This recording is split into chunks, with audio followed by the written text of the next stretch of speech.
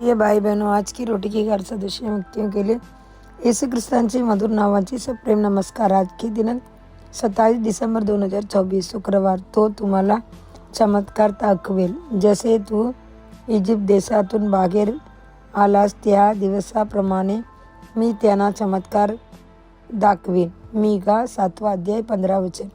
परमेश्वर त्यांची मुलासाठी चमत्कार आणि चमत्कार करेल। तो शोधून काढत खूप छान गोष्टी करतो। होय, संख्या नसलेली चमत्कार। नोकरी 9 अध्याय 10 वचन। त्यांचे नावाचा अर्थ अद्भुत। येसाया 9 अध्याय 6 वचन। इजिप्त देशातून इस्रायल लोक बाहेर आले त्या दिवसाप्रमाणे तो चमत्कार करेल। इजिप्तमधून निर्गमनाची दिवशी काय घडेल? कोकराच्या रथाने सापडलेल्या इस्रायली लोकांच्या घराचे रक्षण करण्यात आले। इजिप्शियन लोकांना ते संरक्षण नव्हते आणि परमेश्वराचे दूताने सर्व इजिप्शियन लोकांचे पहिल्या जन्मलेल्या मुलांना व त्यांच्या गुराढोरांना मारले। त्या दिवशी त्याने मोठा विनाश पाहिला। इस्रायल लोकांनी इजिप्त सोडल्यानंतर तापड्या समुद्राने त्यांची प्रगती रोखली। इजिप्शियन लोक त्यांचे पाठलाग करत असताना इस्रायल लोकांना काय करावे हे कळत नसल्याने त्यांना खूप त्रास झाला। पण चमत्कारिकरित्या परमेश्वराने तांबडा समुद्राचे 2 तुकडे केले। त्याने समुद्रातून मार्ग तयार केला आणि इस्रायल लोकांसाठी एक अद्भुत मार्ग खुला केला। परंतु ज्या इजिप्शियन सैनिकांनी इस्रायलची मुलांचा पाठलाग करण्याचा प्रयत्न केला, त्याच मार्गाने त्याने त्यांना समुद्रात बुडवले। तांबड्या समुद्रातून गेल्यावरही देवाने इस्रायल लोकांसाठी असंख्य चमत्कार आणि चमत्कार केले। ढगाचे आदर्शस्वरूप त्याने दररोज मार्गदर्शन करत असे। रात्री अग्नीच्या स्तंभाने त्यांना नेले।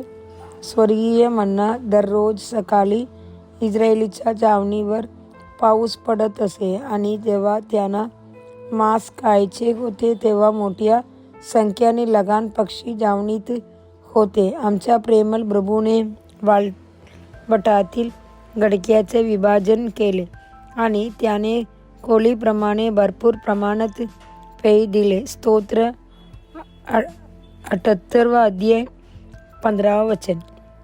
तोच परमेश्वर आज तुमचा हात धरून तुम्हाला मार्गदर्शन करत आहे आणि तो तुम्हाला वचन देतो की मी तुम्हाला चमत्कार दाखवीन। आजही त्यांची शक्ती कमी झालेली नाही किंवा कमी केले नाही। येशू ख्रिस्त काल, आज आणि अनंतकाल सारखाच आहे। इब्री 13 अध्याय 8 वचन। तो नक्कीच तुम्हाला चमत्कारिक मार्ग दाखवेल।